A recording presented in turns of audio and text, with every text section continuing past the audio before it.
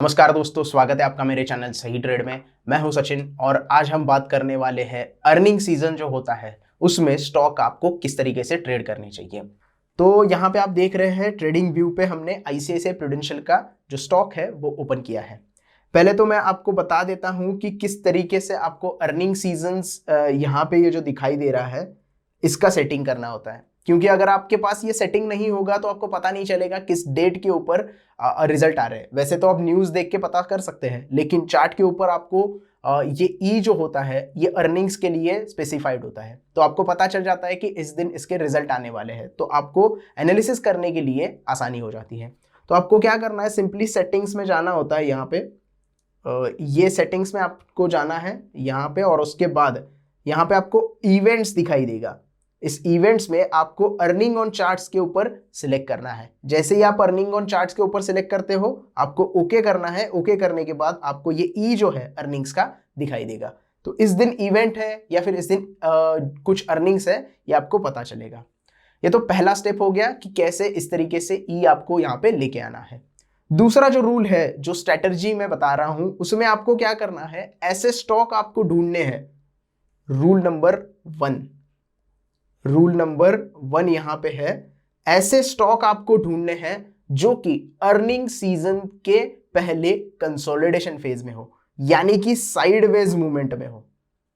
सिर्फ यही ढूंढना है आपको। आपको क्या करना है, कोई स्टॉक ढूंढना है जो कि इस तरीके से साइडवेज मूवमेंट में हो, ताकि आप उससे सपोर्ट और रेजिस्टेंस ड्रॉ कर सके। ये हमने रेजिस्टेंस ड्रॉ कर लिया, ये हमने सपोर्ट ड्रॉ कर लिया। तो कंसोलिडेशन फेज होना चाहिए, साइडवेज मूवमेंट होना चाहिए। साइडवेज मूवमेंट अगर नहीं होगा, कंटिन्यूअसली स्टॉक अप ट्रेंड में होगा, तो उसे आपको इग्नोर करना है, छोड़ देना है। इस स्ट्रेटजी की एक्यूरेसी 70 to 75% की है। मैं ये नहीं कह रहा कि 100% एक्यूरेसी आपको मिल जाएगी, लेकिन मैंने जितना बैक टेस्ट किया है वो 70 to 75% की एक्यूरेसी आपको मिल जाती है इस स्ट्रेटजी में। क्योंकि ये स्कैल्पिंग करना है हमें, तो हमें तुरंत डिसीजन लेना होता है। हालांकि एक्चुअल में स्कैल्पिंग नहीं करना होता, आपको 15 मिनट की चार्ट के ऊपर ये लगाना होता है। तो टाइम फ्रेम अगर आप देखोगे तो 15 मिनट का चार्ट आपको लगाना है, और ऐसे स्टॉक ढूंढने हैं जो अर्निंग्स के पहले, अभी यहाँ पे अर्निंग्स है और ये स्टॉक देखिए कंसोलिडेशन फेज में है, ना ऊपर जा रहा है ना नीचे आ रहा है, साइडवेज मूवमेंट कर रहा है। तो आपको ऐसे स्टॉक ढूंढने हैं जो साइडवेज मूवमेंट पे हो, जो कंसोलिडेशन फेज में हो। उसके बाद आपको क्या करना है, सपोर्ट और रेजिस्टेंस ड्रॉ करना है।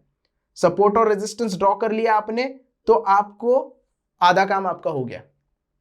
आधा काम आपने निपटा दिया है, आपने स्टॉक ढूंढा।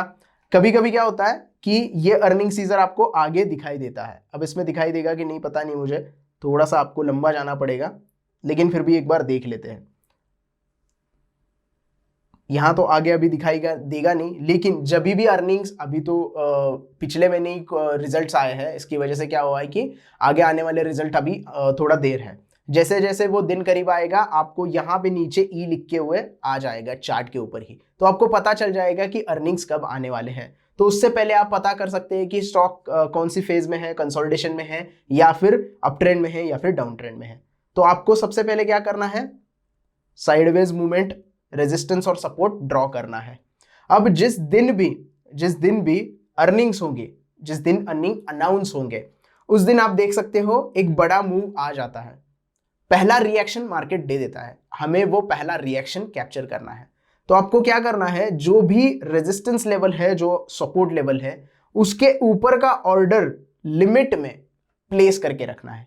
ऊपर के साइड में बाय का ऑर्डर प्लेस करके रखना है, नीचे के साइड में शॉर्ट का ऑर्डर प्लेस करके रखना है। दोनों ऑर्डर्स जो है वो प्लेस करके रखने हैं,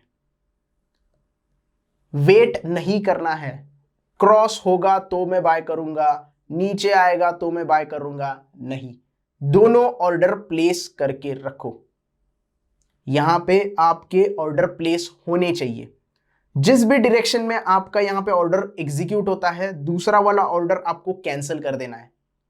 दूसरा वाला ऑर्डर कैंसिल कर देना है। पहला रूल क्या है, साइडवेज मूवमेंट ढूंढना है अर्निंग से पहले।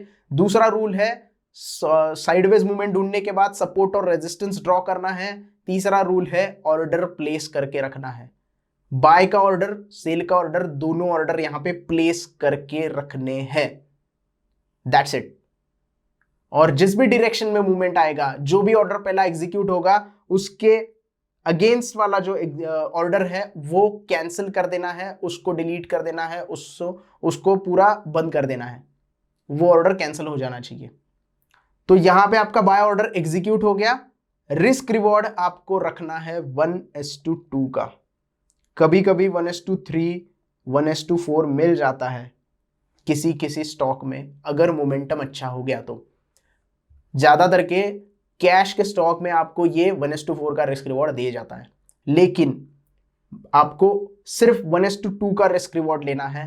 आपको यहां पे प्योर स्कैल्पिंग की तरह ट्रेड लेना है, ज्यादा सोचना नहीं है। स्टॉप लॉस भी बता रहा हूं, टेंशन मत लो, सारी चीजें बता दूंगा। 1:2 का रिस्क रिवॉर्ड के ऊपर काम करना है। आपका ऑर्डर अगर मान लो यहां पे बाय ऑर्डर प्लेस हो गया या फिर बाय ऑर्डर एग्जीक्यूट हो गया, ये कैंडल के ऊपर अर्निंग्स अनाउंस हुए थे, पहले ही कैंडल है, तो ये जो आपका रेजिस्टेंस जोन बना हुआ है, ये जो बॉक्स है ये रेजिस्टेंस जोन है। उस रेजिस्टेंस जोन के तुरंत नीचे, थोड़ा सा नीचे आपको स्टॉप लॉस लगाना है, ज्यादा दूर नहीं जाना है। जो भी रेजिस्टेंस जोन है उसके थोड़े से नीचे आपको स्टॉप लॉस लगा देना है। ये आपका यहां पे बाय ऑर्डर होगा, ये आपका स्टॉप लॉस होगा, और 1:2 का रिस्क रिवॉर्ड लेना है। अगर स्टॉप लॉस 5 पॉइंट का है तो 10 पॉइंट का टारगेट लेके निकल जाना है। अगर स्टॉप लॉस 2 पॉइंट का है तो 4 पॉइंट का टारगेट लेके निकल जाना है। अगर स्टॉप लॉस 3 पॉइंट का है तो 6 पॉइंट का टारगेट लेके निकल जाना है। सोचना नहीं है, स्कैल्पिंग कर रहे हैं हम लोग, क्योंकि रिजल्ट का जो मोमेंटम है उसे कैच करना है। सो हमें यहां पे ज्यादा सोचना नहीं है। अगर बाय ऑर्डर एग्जीक्यूट होता है तो सपोर्ट रेजिस्टेंस जोन, सपोर्ट नहीं रेजिस्टेंस जोन के थोड़े नीचे ही आपको स्टॉप लॉस प्लेस करना है, और अगर सपोर्ट ब्रेक कर देता है तो सपोर्ट के ऊपर थोड़े से आपको क्या करना है, आपका जो स्टॉप लॉस है वो प्लेस करना है, और यहां नीचे शॉर्ट की पोजीशन बना लेनी है। तो दोनों तरीके से आपको यहां पे स्टॉप लॉस लगा देना है। रेजिस्टेंस पार करता है तो उसके थोड़े से नीचे आपको स्टॉप लॉस लगाना है। सपोर्ट नीचे की तरफ ब्रेक करता है तो सपोर्ट के थोड़े से ऊपर आपको क्या करना है, स्टॉप लॉस लगा देना है। तो ये चीजें आपको करनी है। उसके बाद मैंने जैसे बताया 1:2 का रिस्क रिवॉर्ड लेना है। 1:2 का रिस्क रिवॉर्ड अगर हम यहां पे ऑर्डर एग्जीक्यूट करते हैं, एग्जैक्ट प्राइस में बता देता हूं, अगर यहां पे ऑर्डर प्लेस होता है हमारा 539.30 पे, तो हमारा स्टॉप लॉस होगा 537 पे, क्योंकि उसके जस्ट नीचे है। मतलब कितना, 2.5 पॉइंट का स्टॉप लॉस है हमारा, 2.5 का स्टॉप लॉस है, और टारगेट हमें कितना रखना है, 5 पॉइंट का। तो 39 और 5 कितने होते हैं, अराउंड 44 के आसपास, 43-44 के आसपास। तो यहां पे आपको टारगेट मिलता हुआ दिखाई दे रहा है। तो ये स्कैल्पिंग आपका 5 पॉइंट का यहां पे कवर हो जाता है। बस इतना ही स्कैल्पिंग करना है। स्कैल्पर्स इतना ही सोचते हैं, स्कैल्पर नहीं सोचते मुझे 15 पॉइंट मिलने चाहिए, 20 पॉइंट मिलने चाहिए, 100 पॉइंट मिलने चाहिए एक स्टॉक में। अगर स्टॉक का मोमेंटम 5-7 पॉइंट का है तो उसमें से आपको 4 पॉइंट मिल रहे हैं तो आप बहुत बड़ी बात कर रहे हो। तो ये आपको करना है रिजल्ट के दिन, अगर वो स्टॉक उससे पहले साइडवेज मोमेंटम में हो। अगर पूरा मोमेंटम में है या फिर डाउनवर्ड डायरेक्शन में है, बाइंग अपवर्ड डायरेक्शन में है, तो नहीं लेना है ट्रेड, उसमें बचना है। बहुत सारे स्टॉक मिल जाएंगे आपको, थोड़ा सा होमवर्क करना पड़ेगा, बैठे बैठे कुछ नहीं मिलेगा, थोड़ा सा होमवर्क करना पड़ेगा। और ये स्ट्रैटेजी आप बैक टेस्ट कीजिएगा और उसके बाद मुझे कमेंट में लिखिएगा कि हाँ ये वर्कआउट हो सकती है, क्योंकि मैंने बैक टेस्ट किया हुआ है।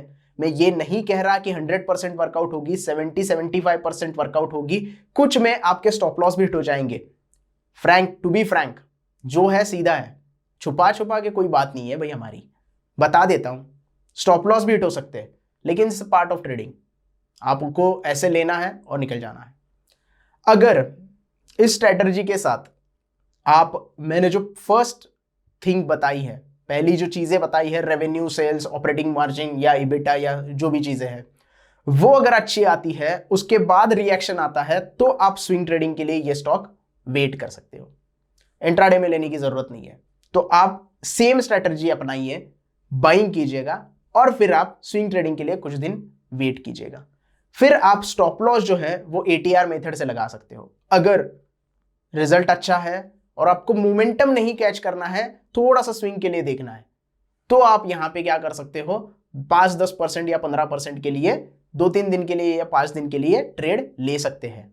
लेकिन आपको सिर्फ मोमेंटम कैच करना है, सिर्फ स्कैल्पिंग करनी है, तो आप ये स्ट्रेटजी यूज कर सकते हो। साइडवेज मूवमेंट ढूंढना है, उसके ऊपर और सपोर्ट के नीचे, रेजिस्टेंस के ऊपर और सपोर्ट के नीचे बाय ऑर्डर और सेल ऑर्डर, शॉर्ट ऑर्डर आपको प्लेस करनी है और आपको ट्रेड वहां पे 1:2 के रिस्क रिवॉर्ड के लिए लेना है और एग्जिट कर जाना है, तुरंत एग्जिट कर जाना है, आपका टारगेट 1:2 मिल जाए तो। सिंपल है स्कैल्पिंग स्ट्रैटेजी, बहुत ही सिंपल है। थोड़ा सा बैक टेस्ट कीजिएगा, 100 स्टॉक के ऊपर बैक टेस्ट कीजिएगा, उसके बाद यूज कीजिएगा। एक और एग्जांपल बताता हूं, M&M का एग्जांपल देखते हैं। सेम हुआ था, आपको ऐसा ना लगे कि मैं आपको कुछ गलत चीजें बता रहा हूं, इसकी वजह से मैंने थोड़ा सा रिसर्च किया है। आप यहाँ पे देख सकते हैं स्टॉक क्या है, साइडवेज मूवमेंट, ये अप ट्रेंड आपको दिखा रहा होगा, लेकिन यहाँ पे रेजिस्टेंस लिया, यहाँ पे नीचे आया, सपोर्ट लिया, फिर यहाँ पे रेजिस्टेंस लिया, तो ये एक तरीके से साइडवेज मूवमेंट बन गई है। और यहाँ पे क्या हुआ है, जो ई लिखा है उसी में आपका जो है वो बाइंग ऑर्डर एग्जीक्यूट हो गया, क्योंकि रेजिस्टेंस के ऊपर हम बाय ऑर्डर करेंगे और उसके नीचे क्या करेंगे, स्टॉप लॉस प्लेस करेंगे। तो पहला कैंडल तो ऐसा लगा कि स्टॉप लॉस हिट हो गया था, लेकिन उसके बाद क्या हुआ, स्टॉक में बाइंग आ गई और आप देख सकते हैं कितनी अच्छी तरीके से आपको यहाँ पे ट्रेड मिला है। वैसे तो 1:3 1:4 का ट्रेड मिला है यहाँ पे। अगर आप एग्जैक्टली देखें तो हम यहाँ पे ऑर्डर 963 को भी एग्जीक्यूट करते हैं और उसके नीचे स्टॉप लॉस हम लगाते हैं 954 का या फिर 53 का 10 पॉइंट का, तो भी स्टॉक ने उसी दिन 1000 का हाई लगाया है और उसके ऊपर भी गया है। 1010 1008 1010 के आसपास हाई लगाया है। मतलब आपको यहाँ पे 50 पॉइंट मिले हैं, लगभग 10 पॉइंट के स्टॉप लॉस पे 50 पॉइंट का आपको यहाँ पे प्रॉफिट हुआ है। तो इस तरीके से आप ये जो स्ट्रैटेजी है वो यूज कर सकते हैं। सिर्फ थोड़ी सी आपको थोड़े से रूल्स फॉलो करने होंगे, थोड़ी सी मेहनत करनी होगी बैक टेस्टिंग के ऊपर, और आप इस तरीके से ये स्ट्रैटेजी यूज कर सकते हैं अर्निंग सीजन में किसी भी स्टॉक के ऊपर। एक और एग्जांपल बताता हूं आपको, वो एग्जांपल है MFSL का, मैक्स फाइनेंशियल सर्विसेज का एग्जांपल है। आप यहां पे देख रहे हैं तो अर्निंग्स के दिन किस तरीके से यहाँ पे ये अर्निंग्स है और पहली ही कैंडल के ऊपर ये जो साइडवेज मूवमेंट आप देख रहे हैं ये पूरा कंसोलिडेशन हुआ है और उसके बाद यहां पे क्या हुआ, मार्केट ऊपर चला गया। उस एंट्री अगर हम यहां पे पकड़ते हैं 722 721 के आसपास, तो स्टॉप लॉस हमारा होगा अराउंड 715 के आसपास, मतलब 7-8 पॉइंट का यहाँ पे स्टॉप लॉस है और टारगेट हमें मिला है 744 के आसपास, मतलब लगभग यहाँ पे 20 पॉइंट मिले हैं और 7-8 पॉइंट का यहाँ पे स्टॉप लॉस है। इसका मतलब 1:3 का रिस्क रिवॉर्ड हमें यहाँ पे मिला है। So this is the strategy. लेकिन स्ट्रैटेजी के साथ साथ जो मैंने पहले जो बातें बताई हैं, जो आपको रेवेन्यू, ईबिटा, EPS और ऑपरेटिंग मार्जिन या फिर सेल्स ग्रोथ देखनी है, वो भी इंपॉर्टेंट है। वो आप स्विंग ट्रेडिंग के लिए यूज कर सकते हो और उसके साथ आप ये स्ट्रैटेजी यूज कर सकते हैं ताकि आपको स्कैल्पिंग भी करना आए और स्विंग ट्रेडिंग में भी आप अच्छे खासे ट्रेड एग्जीक्यूट कर सके। So that's it for today. I hope आपको वीडियो पूरा अच्छे से समझ में आ गया हो। वीडियो पसंद आया हो तो प्लीज लाइक जरूर कीजिएगा। अगर कुछ डाउट्स है तो आप कमेंट्स में पूछ सकते हैं, और अगर आपने बैक टेस्टिंग किया है और आपको भी रिजल्ट अच्छे मिले हैं तो भी आप कमेंट्स में मुझे बता सकते हैं। मुझे बड़ी खुशी होगी कि आप बैक टेस्ट करके मेरी स्ट्रैटेजीज यूज कर रहे हैं। बाकी वीडियो को ज्यादा से ज्यादा शेयर कीजिएगा और चैनल को जरूर सब्सक्राइब कीजिएगा। धन्यवाद।